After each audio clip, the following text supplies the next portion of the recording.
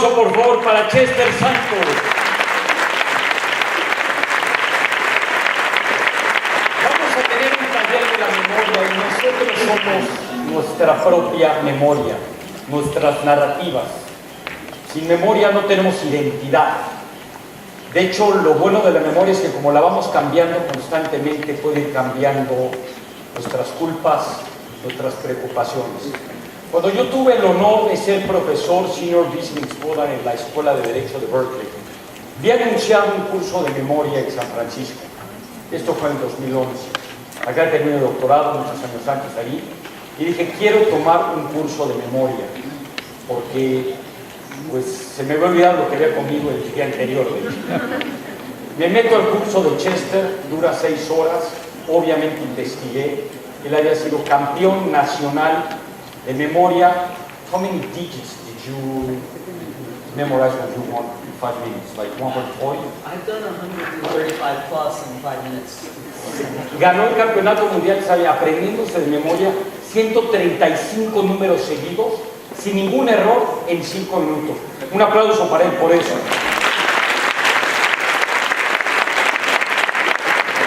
Tengo su curso, nos volvemos muy buenos amigos. Me pide de hecho que le escriba en uno de sus libros y lo recomiende y lo haga. 7 años después, alguien me busca, me hace así en el aeropuerto, me dice, Andrés, ¿te acuerdas de mí? Le digo, no, era tu profesor de memoria, me hubieras reprobado. Señoras y señores, sin más preámbulos, ustedes ya ven en todos los lugares que ha salido, vamos a aprender a nunca olvidar este momento. Con ustedes, Chester Santos. Welcome. Thank you. Thank you so much, everyone, for having me here today. Thank you, Dr. Andres Romer, for having me. It's my first time ever in Mexico City. I'm very excited about this.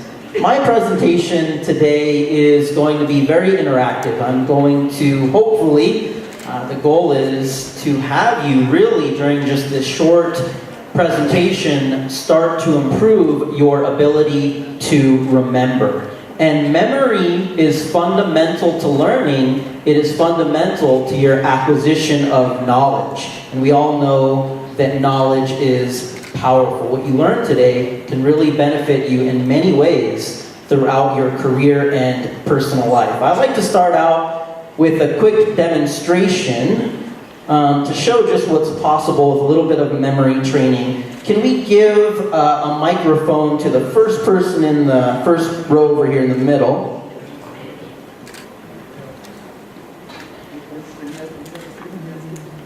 Okay, I'd like for you to call out, please, just a single digit, 0 through 9. 7? Yeah. Right, so we're just going to write a 7 there, pretty big, so hopefully everybody can see it. Can you guys see it? Everybody up there? Okay, good. That's what we were going for. And then once you give a number in that front row, just pass it to the person next to you. 3. 3? Okay.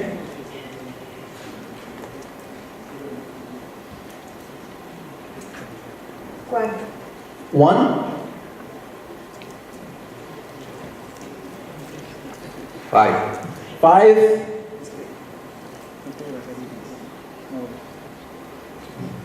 2. 2? 8. 8?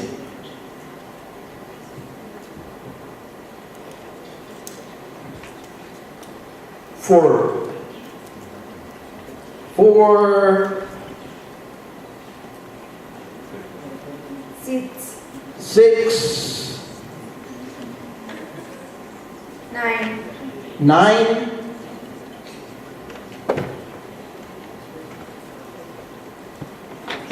7. 7? 1. 1? 6. 6? 7. We have 8. 7? 8. 8? 9, 9.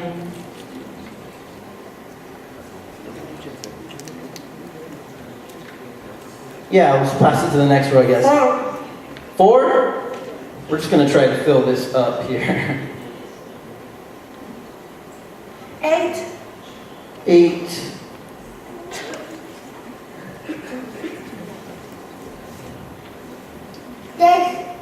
6.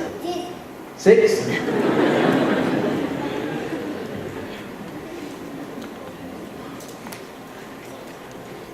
5. 5.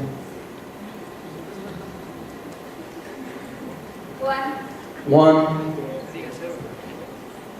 3, 3. 9, 9. 7. 7. 5. And 5? All right. Put this down back here.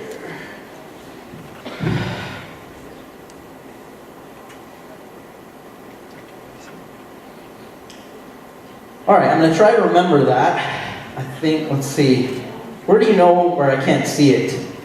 Here? I'll close my eyes maybe so you know I'm not looking at anything. Just let me know if I make any mistakes as I try to repeat that number sequence from memory, all right? Let's see how it goes here. I think we started off with a 7, followed by a 3. Next it was a 1. Then there was a 5. Then a 2. Then an 8, I believe. Then a 4. Then a 6. And then it was a 9. And then a 7. And then a 1, hopefully. Followed by a 6. And then after that we had, let's see. Uh-oh. See, this is live. This is what happens when you do it live. A clue. Give me a clue. I'm going to say it's a 7, okay? A 7 followed by an 8, followed by a 9, followed by hopefully a 4, then next an 8, then a 6, and then a 5, and then a 1, and then a 3, followed by a 9, then a 7, and a 5. Is it right? Okay. So, this is all training, all right? You are all capable of doing extraordinary things with your memory. You're going to learn the techniques that I've learned over the years. Quickly, to impress upon you how well these techniques work, I'm going to attempt to repeat that number sequence from memory backwards. So completely in reverse. As it would appear across the chart, right to left, bottom to top. Let's see how it goes backwards. All right, backwards, I think it's 5, 7, 9, 3, 1, 5, 6, 8, 4, 9, 8, 7, continue along, 6, 1, 7, 9, 6, 4, 8, 2, 5, 1, 3, 7, backwards. Was it right?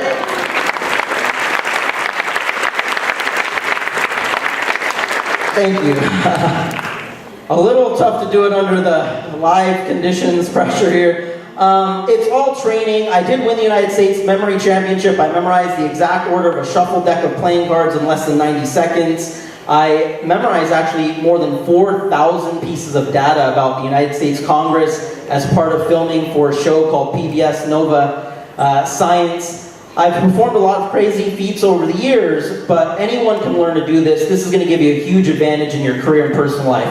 We're going to go through some exercises now. Some of what I ask you to do today is going to seem a bit silly or unusual, but please bear with me because I promise you that these strange things are greatly going to improve your ability to remember just about anything at all. So I'd like everybody, please close your eyes at this point. This is going to take just about a few minutes, a warm-up visualization exercise. With your eyes closed, I want for you to picture what I described to you. I want for you to picture yourself in your current residence, the place that you currently live, in the living room area we're going to have some fun with Donald Trump here. We're going to see Donald Trump and Hillary Clinton about to engage in a debate in the middle of your living room. Just picture that. And although this strikes you as very unusual, rather than ask any questions, you decide to just hang back and observe what's going on. So they begin to debate there. Just watch this debate unfold. It starts to become really heated between them, and at one point, Clinton reaches behind her podium to pull out a pie suddenly. She takes it, she throws it at Trump, hits him square in the face. It splatters all over Trump's face. You can see the pie dripping off Trump now. You can cheer for that if you want.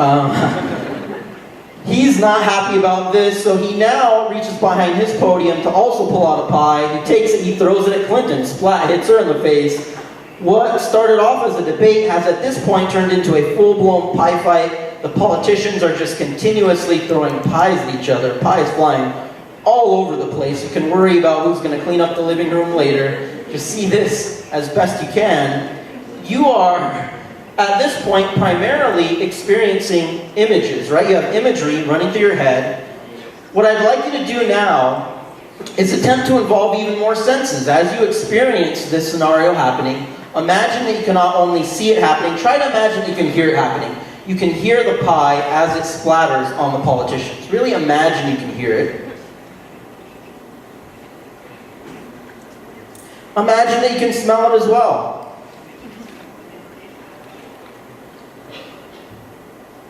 Let's take a step further, walk up to one of the politicians, take some of the pie off of their face, feel it in your hands, maybe it feels sort of sticky.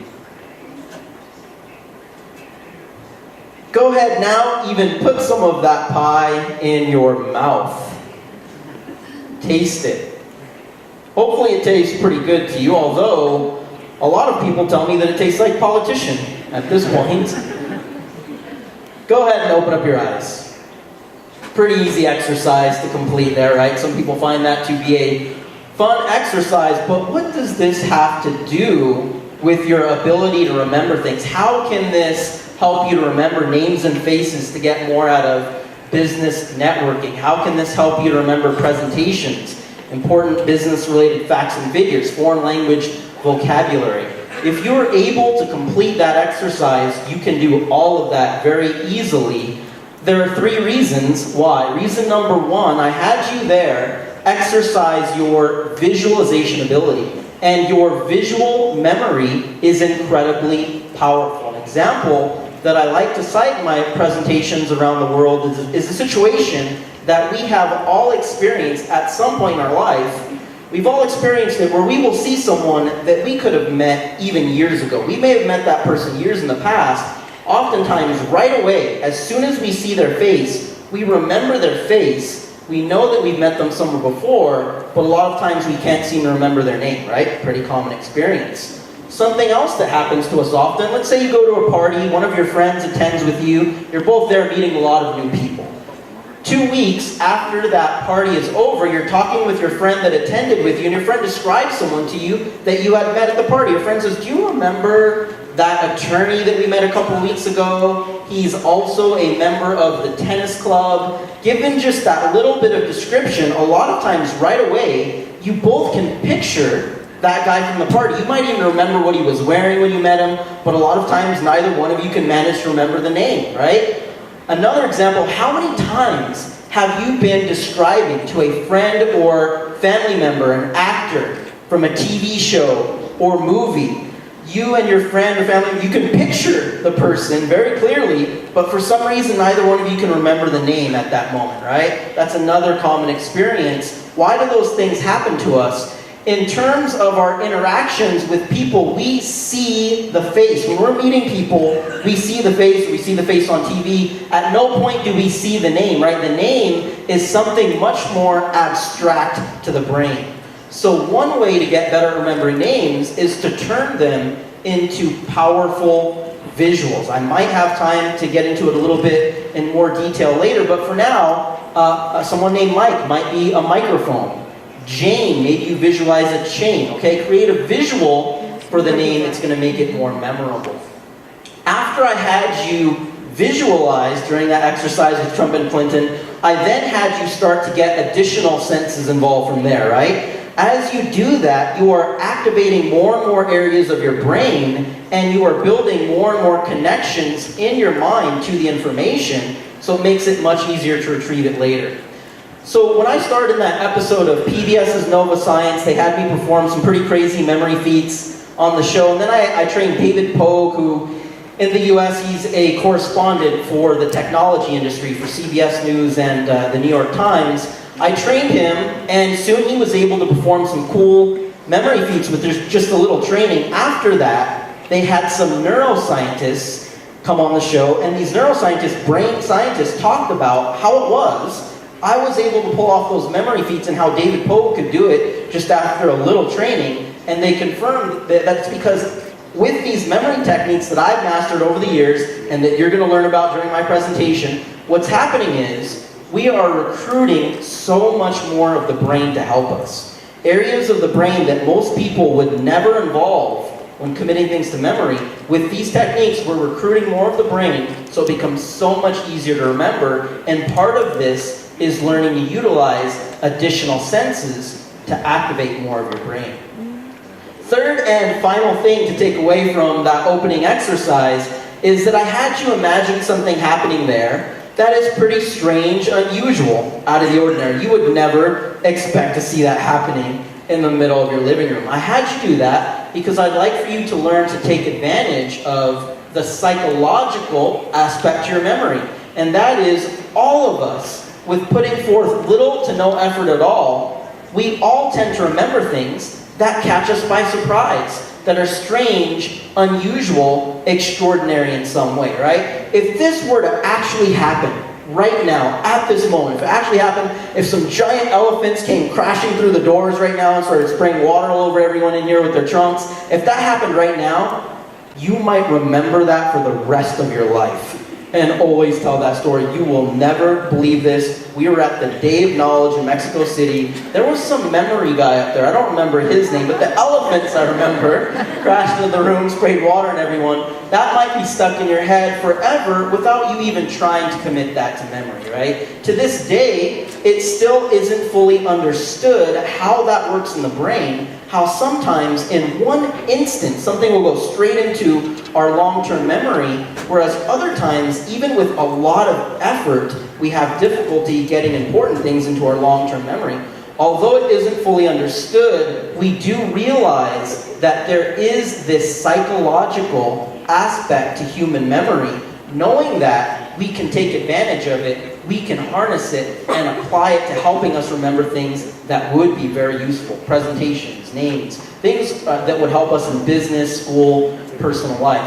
When you put together the three principles that I just went over, visualization, additional senses from there, and you use your creativity and your imagination to make what you are seeing and experiencing crazy, unusual, extraordinary, when you put that all together, it is amazing how easy it becomes to remember just about anything.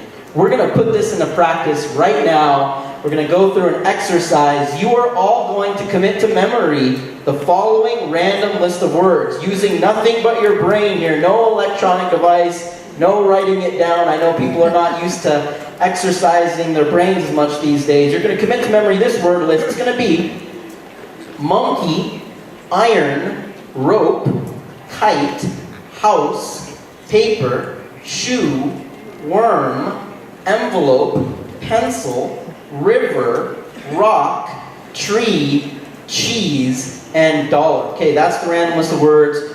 Right here, were you looking confident? Did you want to recite those to us in the third row? She was looking right at Matt. She looked ready to go. I'm just kidding with you. I'm not really going to call on you at this point. A lot of times, most people in the audience are looking at me at this point, come on, man, there's no way I'm going to remember that, not unless you give me a lot of time to do it. But in fact, you are all going to have the entire random list of words committed to memory perfectly, forwards and backwards, with just about 3 minutes of study time. That's it. And without ever looking at this again, no further review necessary, next week, even maybe weeks from now, you will still know all of those words, forwards and backwards.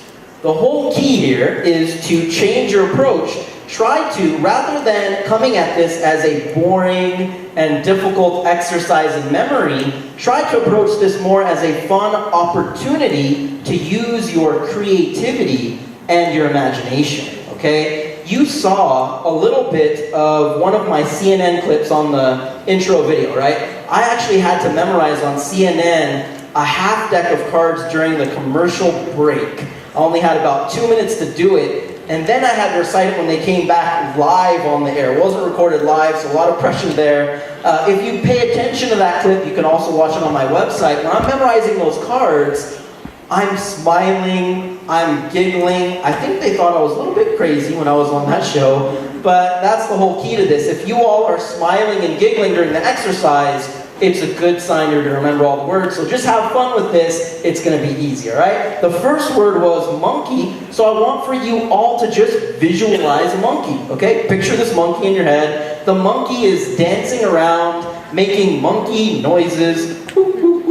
Whatever monkey would sound like. I'm working on the monkey impression. The point here is to see and hear the monkey, all right? The monkey now picks up a gigantic iron, because that was the second word. So just see this monkey dancing around with an iron. The iron starts to fall, but a rope attaches itself to the iron. Maybe you even feel the rope. Maybe it feels sort of rough. Really interact with it, okay? You look up the rope and you see that the other end of the rope is attached to a kite. That kite's flying around in the air. Maybe you reach up and try and touch it, that kite, okay? The kite now crashes into the side of a house. Really see it smash into that house. The house, you notice, is completely covered in paper. For some strange reason, it's covered in paper. Paper was the next word. Out of nowhere, a shoe appears. It starts to walk all over the paper. Maybe it's messing up the paper as it's walking on it, that shoe.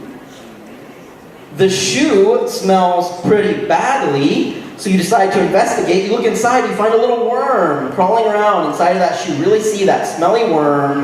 Next word was worm. The worm jumps out of the shoe and into an envelope. Maybe it's going to mail itself or something. I don't know. Envelope was next.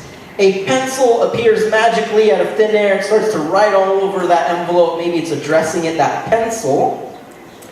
The pencil now jumps into a river, and there's a huge splash for some reason when that pencil hits the river.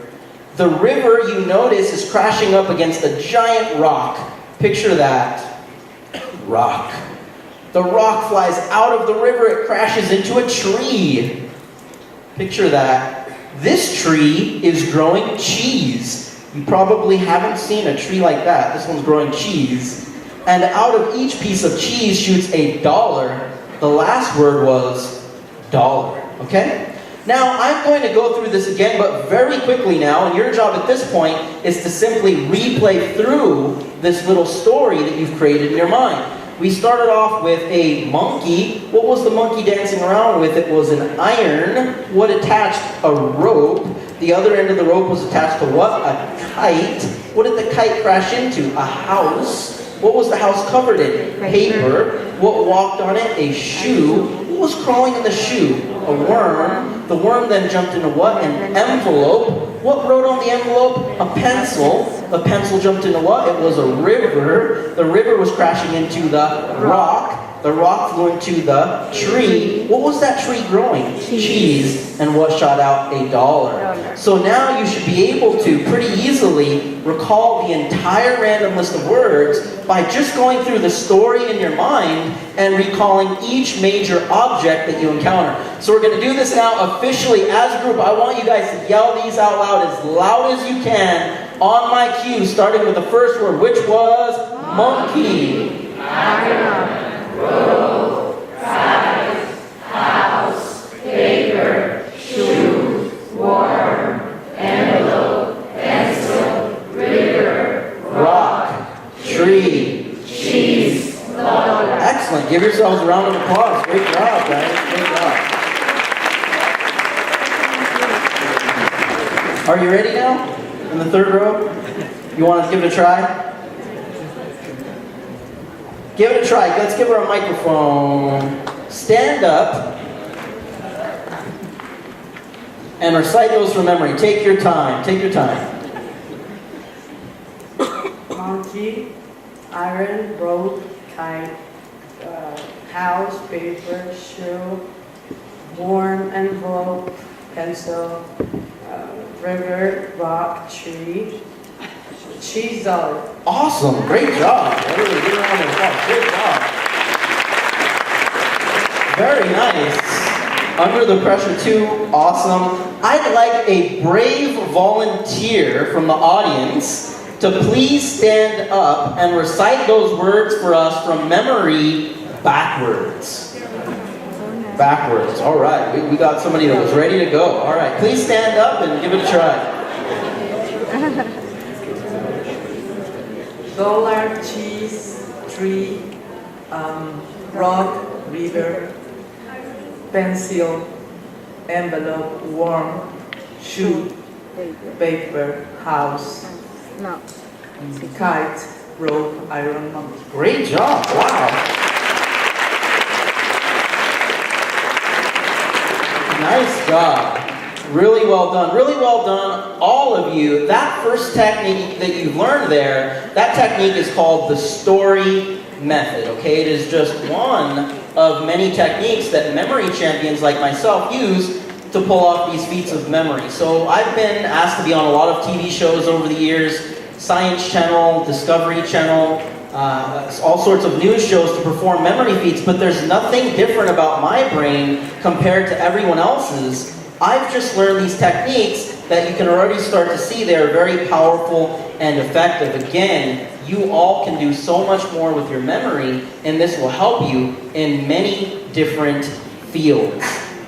If you stick to this type of training, you're going to notice many benefits over time. Benefit number one, your memory is going to improve over time because your brain is very trainable, all right? The more you force your brain to perform a particular function over and over again, the more it signals to your brain that that's something important for you to be able to do, so your brain finds a way to make itself better at doing it, okay? There was a science program, there was a segment in which there was a guy and he was in a very unfortunate accident, and a pole went through a certain area of his brain and he completely lost the ability to perform certain functions. But what happened is, with rehabilitation and training, the brain completely rewired itself. Areas of the brain that would normally have nothing to do with those functions took over,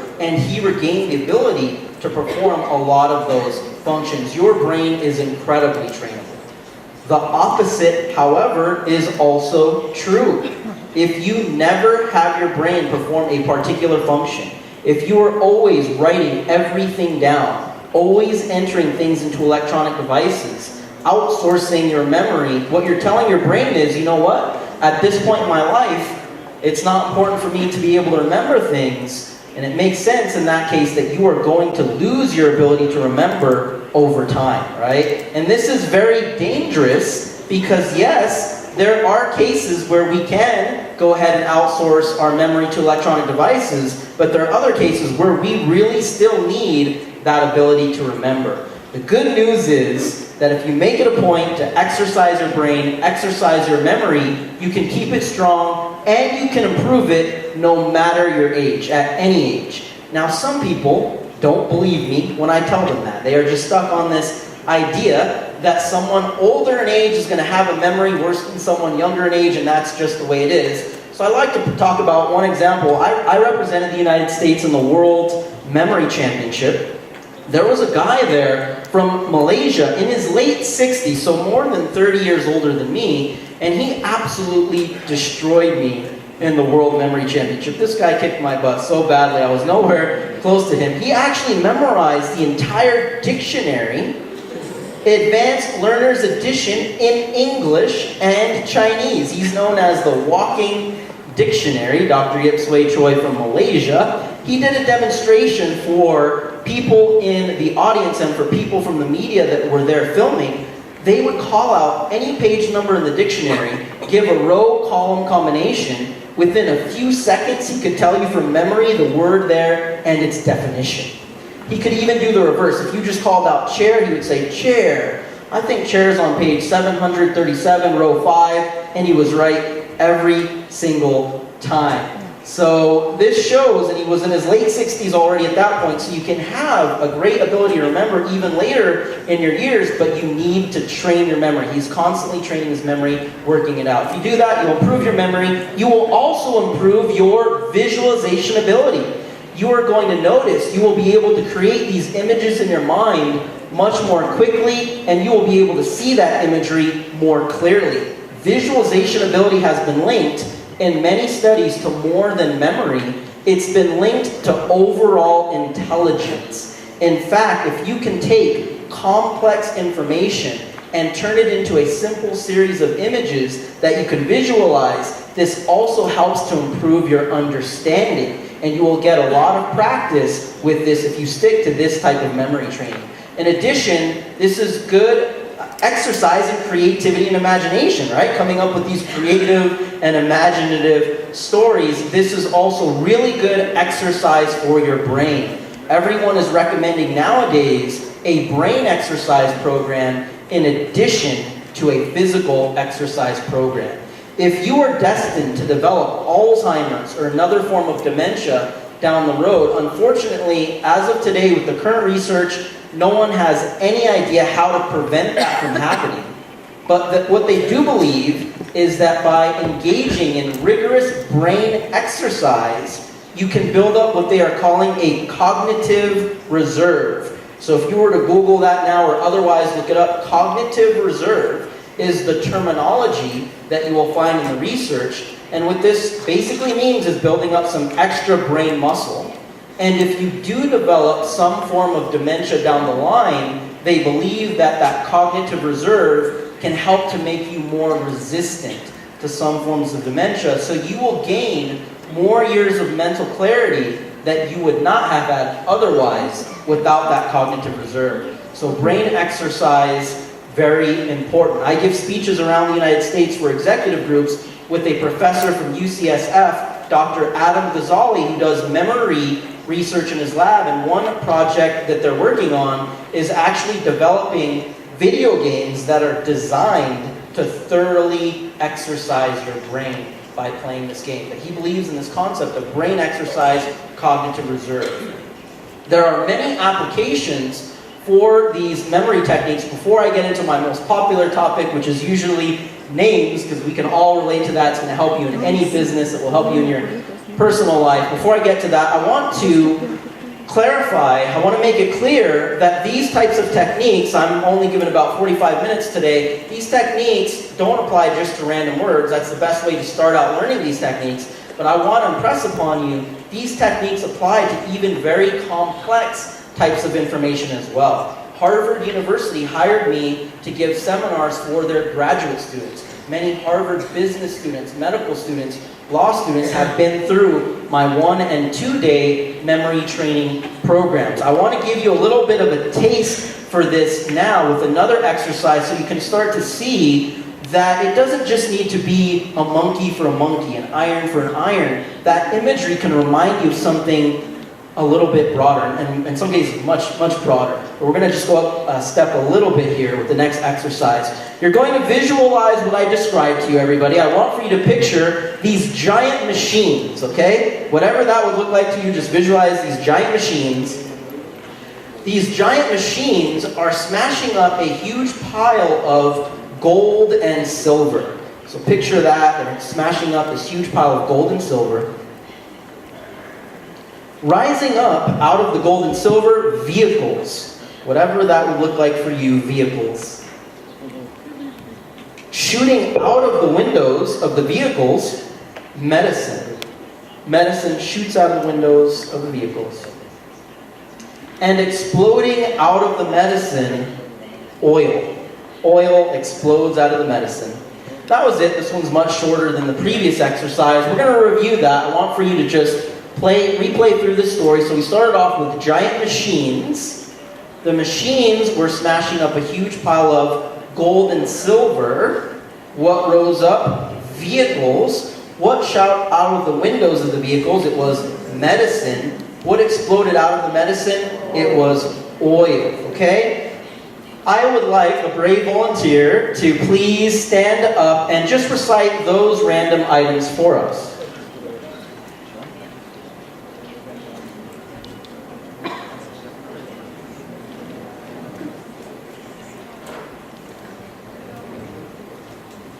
Was giant machines, silver and gold, vehicles, medicine, oil. Great job. Give him a round of applause. Great job. What is your name? Alejandro? Alejandro, thank you for that. What Alejandro did there, without realizing it, or maybe he did realize it, I'm not sure, he actually just recited for us the top 5 exports of the UK, okay? So if you were to now look that up, you're going to find listed as the UK's top exports, it's going to list machinery, precious metals, vehicles, pharmaceuticals, and oil, all right? So there you start to see how the imagery doesn't need to perfectly match what you're trying to remember. You're basically building up a mental cue card, a mental note card. This might not seem like that much at first, but trust me, when you are meeting with clients, potential clients, or it is a presentation in front of your colleagues, when you have easy mental access to these important business-related facts and figures, you are so much more impressive, right? You are more perceived to be the expert in your particular field as opposed to someone else that gets along just fine, but they're always having to look things up. That person, our perception is more of maybe they're just starting out in their career, they're more of a novice, they're not yet the expert in that field, all right? This little bit of preparation goes a long way. You will be more impressive in business. You will be more memorable, okay? I'm now going to get into my most popular topic, names and faces. I like to talk about the book, How to Win Friends and Influence People. It's a very popular business-related book. In that book, it was written that the sweetest sound to a person in any language is the sound of their own name, and also that everyone's favorite subject is themselves. So in fact, by remembering people's names and things about them, it helps you to build better business, personal relationships. It's about building a rapport with people, right? So if you meet someone at an event, and the next time you see them, you can say, hey, Alejandro, how are you? How's your wife, Nancy? How was your last round of golf? What that person is feeling, even if it isn't a conscious thought, the feeling is, wow, they must be pretty important to you. And that in turn makes them much more interested in wanting to get to know you and what you're about better, right? This is huge for getting more out of business networking and also to build better relationships with people in general. One profession in which they are very crystal clear on the power in this, politicians. So I've actually been hired by some politicians for private coaching with me on only names, nothing else, because when a politician attends a fundraiser, they want to know the name of everyone there. They want to know their spouse's name. They want to know things they like so they know what topics maybe to bring up in conversation. They want to know things that all those people don't like so they know what topics maybe to avoid in conversation. Politicians are very clear on how this helps to make you a more popular and more likable person.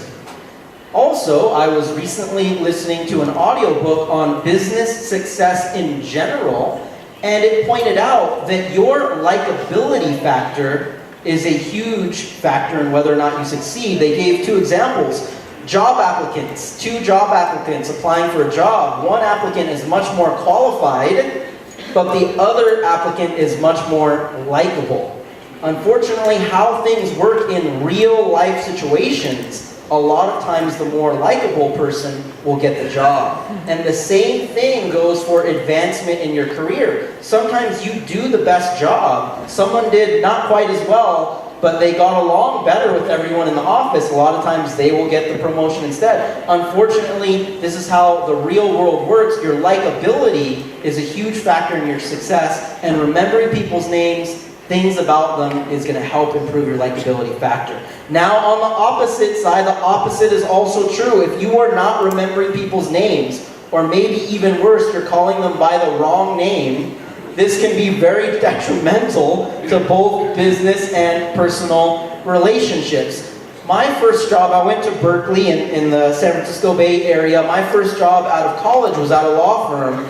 And the number one reason why I quit that job was because even after a year of working there were still attorneys that were calling me by the wrong name. At one point, I was like furious about it. I think the anger still comes back when I mention it now. It comes back to me. This can really hurt business relationships. An example that came in more recently at the end of one of my presentations, someone pointed out to me, I don't know if you guys are familiar with the Warriors in the San Francisco Bay Area, the basketball team. One of the top players used to be associated with Nike. He had a sponsorship with Nike. The number one reason why he ended his relationship with Nike is because at multiple meetings, there were executives that were calling him by the wrong name. And this happened, this was in an Inc.com article, and it cited his father and also him being really upset that the executives couldn't make the correction over the course of many meetings. They kept calling him Stefan, and his name is Stephen Curry. In the article, it pointed out he signed on with Under Armour instead, and it could be a $14 billion difference in market cap if he continues to be a popular player. So sometimes billions of dollars are at stake by calling people the wrong name. This can be very bad. So how do you improve your ability to remember names? 4 steps that you can put into practice right after my presentation. It should be easy for all of you. I encourage you to give this a try. Step number 1, from this day forward, when you are introduced to someone, make it a point to immediately repeat their name and shake their hand if you can. So if you're introduced to someone named Mike, nice to meet you, Mike, or pleased to meet you, Mike, that might seem really obvious, but a lot of times when someone is introducing themselves to us, our mind is everywhere else, on anything else other than the name, right? That first step forces you to pay attention for at least 1 second. That's the only way you can repeat the name right back to the person. Step number 2, early on in your interaction with a person, ask them a simple question using their name. So, Mike, how do you know Chester?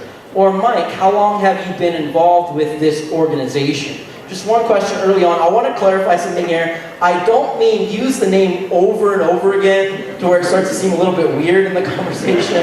I mean, really just one time early on is enough to reinforce it in your mind, right? Step number 3, take a few seconds or less to think of a connection between the name and anything at all that you already know. And I really mean anything. So Mike, maybe Mike Tyson pops in your head.